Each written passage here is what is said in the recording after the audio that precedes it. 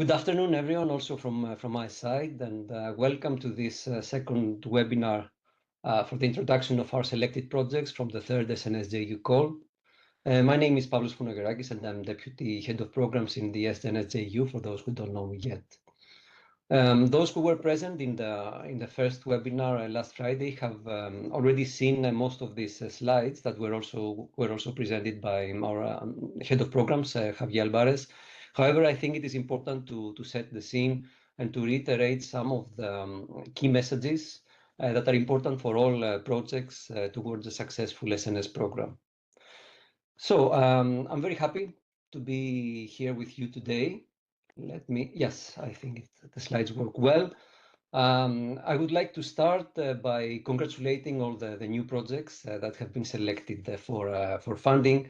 Indeed, our third call was a very competitive process, even more competitive than our two previous calls, as only 16 projects were selected out of 109 proposals submitted.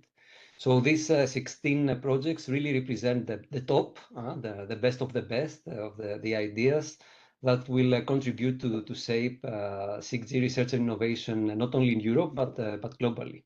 So today we have the introduction of 7 of them, as 8 projects from stream B1, B2, B3, and B4 were introduced in the first webinar. And we also have the CSA for the program support.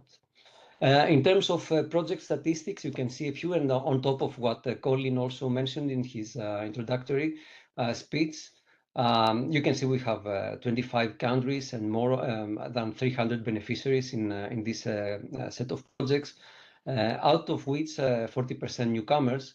So all those numbers show the openness, the inclusiveness, as well as the strong European critical mass that we have in the projects, and the potential to drive innovation and foster Europe's technology sovereignty in 6G, which is, as you know, one of the 2 main missions of the JU.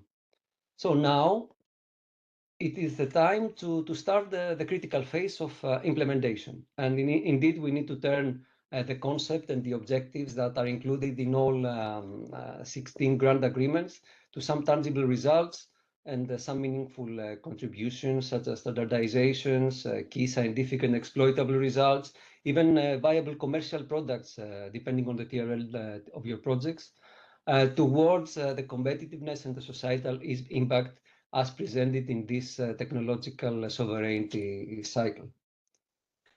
In addition, all projects must become familiar with the KPIs of our program. When we say KPIs of our program, of course, we don't refer to the KPIs and the KVIs, the key value indicators that are specific to individual projects. So all the project contributions need to align with the JU KPIs and help us achieve the objectives of the program. So from day one, you need to start thinking about key aspects besides the important but well-known aspects of dissemination and communication, publication, and so on and so forth. So I just want to highlight two KPI groups, one on standardization and patents and the scientific excellence, and one on future services and vertical use cases that will emerge from your research. And you also need to include, new projects include new actors in the supply chain, as also mentioned before, that we have almost 40% newcomers in these projects. So all these KPIs are very, very important, because 6G is not just about technological advancements, but as we constantly say in the JU, is about creating impact and to ensure the European leadership in connectivity and innovation that benefits society. So success in this endeavor will require some strong collaboration at all levels. First of all, within the SNS JU program, with all the 63 Call 1 and Call 2 projects that you can see in this reference figure, following, of course, the programmatic requirements for the signature of a collaboration agreement by all project beneficiaries.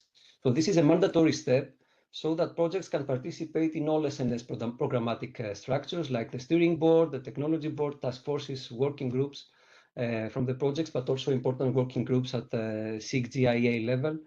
And they need to start working in areas of mutual interest and maximize the collective impact, as we say. So all these challenges will require collaboration, of course, across the research community, with the industry, the vertical stakeholders, new actors from areas that are not traditionally part of the telecom community, such as microelectronics, AI, sustainability, and also internationally with like-minded countries such as Japan and the Republic of Korea. And today you will listen about this type of projects that aim to leverage synergies and maximize the impact of EU investments. So one other thing that you all know, we constantly show it to the community, is that the window of opportunity that we have for the next years. And indeed, this is something that we mentioned since the beginning of SNS JU. And now this window of opportunity for standardization is coinciding exactly with the Call3 project's life cycle. So the community is already active in the standardization process with hundreds of contributions to a lot of SDOs, pre-standardization activities, and important achievements such as the input to SA1, 3GPP SA1 use cases workshop last May, where SNS coordinated and presented the European view on 6G use cases. But now you also need to be involved in this very competitive process, and all EU stakeholders need to be mobilized. So before I give the floor to the exciting presentations that we have today, I would like to reintroduce you to the very experienced SNS JU programs team that will work as POs of the Call3 projects over the next 3 years. So all of us will be the main contact points for the project. We will provide the guidance when needed. We will ensure compliance with the grant agreement.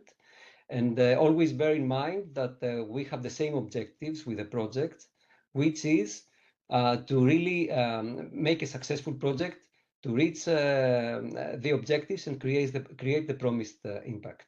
So last Friday, we had Odysseas, Christina, Marinos, and Claudio.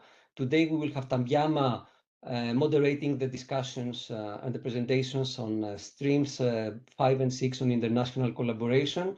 Oana will also will present the orientations and will moderate the discussions around the microelectronics lighthouse and AI projects. And Chiara that will moderate all the discussions around sustainability lighthouse and the 2 trial projects with verticals. So again, congratulations to all the projects. My best wishes for a great start in this exciting journey. You all know that we have very high expectations from our projects, and we really look forward to some groundbreaking achievements. So Uwe, back to you. Thank